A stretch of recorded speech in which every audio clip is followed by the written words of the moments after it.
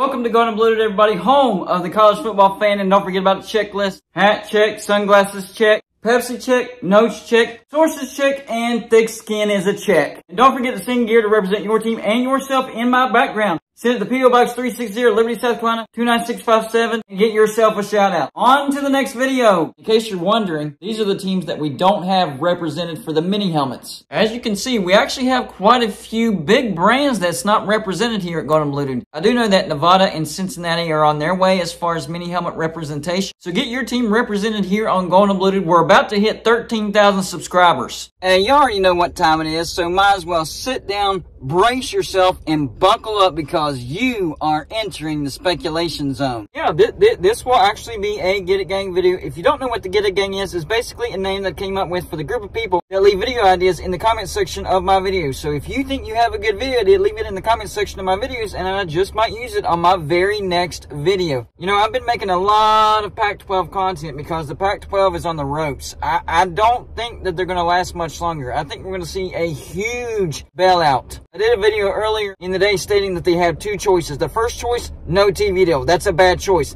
The second choice is they do have a TV deal, but it's rumored to be worth only around 22 to 25 million per team per year. That's also a bad choice. On top of that, even with that TV deal, I'm hearing that a lot of the teams will not sign the grant of rights, meaning they could go anywhere at any time, even if they do get a TV deal. So yes, the Pac-12 is in trouble, but the ACC is not looking so good at all. Of course, y'all already know I put out videos about the Florida State athletic director and the Clemson athletic director. Both of them came out and said, hey, we need unequal revenue share because this is just not fair. We're making way less money than our competitors, and we're making the same money as Boston College, Wake Forest, Duke, some of these lower brands. On top of that, the Florida State athletic director came out and said, we took a legal counsel and we looked into how much it would actually cost to get Florida State out of the ACC, and the figure that they came up with was $120 million. Now, there's a lot of debate, there's a lot of argument that goes into that number. A lot of people think, yes, $120 million, and Florida State is out of the ACC, cutting all ties. And then there's a separate group of people that say, well, yeah, that's the buyout, but they would still be tied to the ACC grant of rights up until 2036. And in order for them to minimize the effects, they would actually have to schedule a lot more away games or neutral site games, because all of the home games for Florida State, the revenue would still go to the ACC. So I don't know what the exact figure is. I'm hearing $120 million, and I'm also hearing $500 million.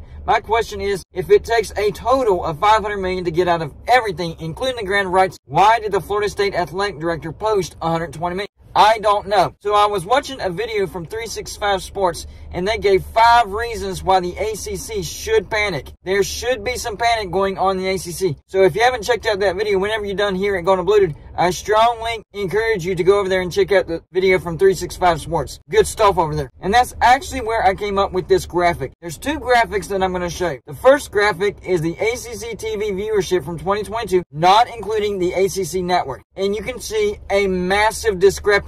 Number 1 and number 2, yes, the team that you think it would be, Florida State and Clemson. Florida State pulled 3.17 million. Clemson pulled 3.8 million. And then there's a nice drop off from number 2 to number 3. But number 3 kind of surprised me, and that's Miami Hurricanes. And that's with a bad season or a not so great season. They pulled 2.04 million. Imagine if Miami actually had a good season. That number would probably actually be higher. Number 4 really surprised me. Louisville, pulling 2.02 million. Those are the 4 teams that pulled at least 2 million and above. Everybody else is under 2 million. So yes, Louisville actually has a decent brand that gets decent viewership. So as far as where I have teams going, Louisville might actually change destinations because their worth is a lot more than what I anticipated. Number 5, this is where we see a little bit of a drop off as well, down under 2 million. Virginia Tech at 1.92 million. Number 6, Syracuse at 1.76 million. Which, by the way, if you're wondering, just in case you're wondering where West Virginia would fall in these rankings, they would fall between Virginia Tech and Syracuse. So I guess at number 6. They pull somewhere around 1.86 million, I think is the number. So they would be number 6. So upper echelon. Number 7 is Georgia Tech with 1.70 million. Number 8, Virginia, 1.68 million. Number 9, Pitt, 1.65 million. Tied at number 9, NC State, 1.65 million. I thought NC State would be higher, so that surprised me. Number 11, North Carolina at 1.57 million. Everybody talking about how great of a brand North Carolina is, and they are a decent brand, but their TV viewership in football is not good. That's why I don't think they'll be invited to the SEC. I do think that they would be invited to the Big Ten because of their academics. Their TV viewership, not very good. Number 12 is Boston College with 1.49 million. Not gonna lie, that's a little more than what I anticipated. Number 13, Wake Forest at 1.26 million. And number 14,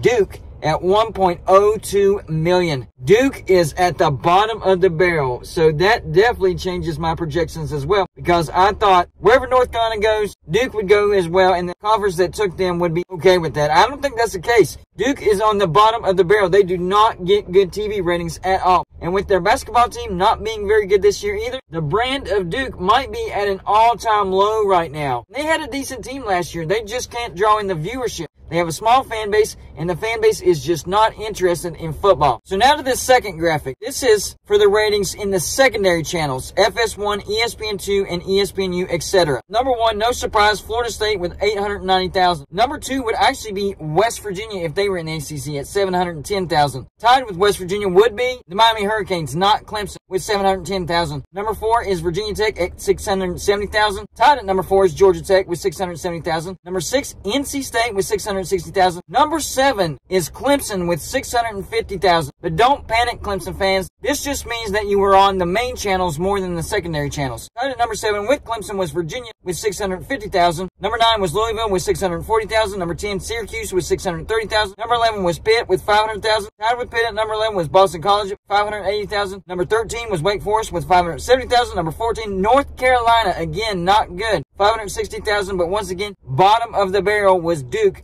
470,000. This is where the Get It Gang comment comes in. This is from Dwayne Wickett. Who is the first to leave the ACC? Florida State or Clemson? Because as you can see, there is a clear separation as far as Florida State, Clemson, and everybody else. Of course, most of us already knew that, but we didn't know how big of a gap it was from number 2 to number 3. And it's over 1 million viewers as far as last year's season. Now, I do think if Miami would have had a better season, their numbers would have been better, but still, they would have been the number 3 team. They wouldn't have been number 2 or number 1. Which, if you're wondering, Notre Dame would be the clear number 1. So Notre Dame would be at the top. So this argument that bringing in West Virginia wouldn't help the ACC, you're dead wrong.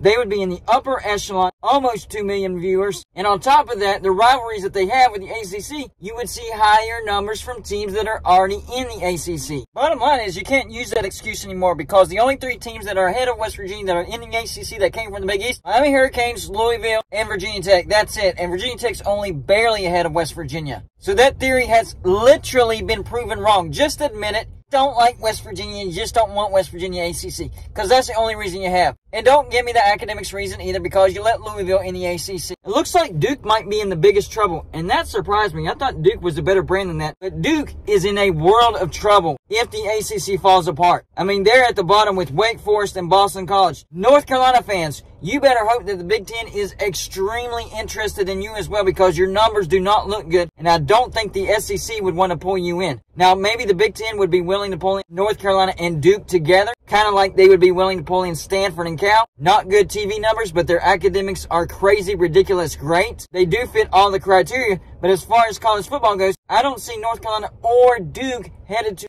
SEC, and Virginia doesn't look like a strong brand as well. If I were the SEC, you definitely go after Clemson, and if you can't get Florida State because there is bad blood between Florida State and the SEC, you go after the Miami Hurricanes. They are a much stronger brand than I anticipated, solid number 3. So if you want a second solid Florida brand and you can't get Florida State, you have to get the Miami Hurricanes. They are a solid brand. So that's 2 spots. What's the next spot? Well, I'm looking at Louisville. Listen, I know you already have Kentucky, but Louisville is the last team in the ACC that pulls numbers above 2 million. They would increase your revenue. I would look at Louisville. Now, I don't think they would go after Louisville. I think they would go after Virginia Tech, which is the 3rd spot. And even though Syracuse, Georgia Tech, and Louisville pull better numbers than Virginia, the SEC would probably fill that 4th spot with Virginia, because you're locking in that rivalry. They do have decent numbers, and remember, Virginia is down. If Virginia has a good year, that viewership could go up. So my prediction for the SEC could be, and I reiterate, could be Clemson, Miami Hurricanes, Virginia Tech, and either Virginia or Louisville. I would take Louisville over Virginia, but because of the Kentucky factor, they could take Virginia over Louisville. But this is also where NC State comes into play. So North Carolina, not a very good brand after all. They don't get the viewership. But you still want a new state, the state of North Carolina. NC State. Go get NC State. So I think the list that makes the most sense for the SEC, if you're not going to get Louisville because you already have Kentucky, would be the Miami Hurricanes, Clemson, NC State, and Virginia Tech. Now, as far as the Big Ten, grabbing Florida State, home run hire. That's what you want. You're grabbing a brand in the state of Florida. That is a high-profile state. And you're grabbing the #1 viewed team in the ACC. With Florida State, you grab Georgia Tech, who has better viewership than what I realized. And then I guess you could fill it in with North Carolina and Duke because of the academics. Having said that, I don't think that the Big Ten brings in North Carolina and Duke. I think the Big Ten brings in North Carolina and Virginia. Duke's TV ratings are just too bad for the Big Ten to bring them in, so Virginia is at least better than that. Not great, but better than bottom of the barrel. Sorry, Duke, I don't see you making the jump to the SEC or the Big Ten.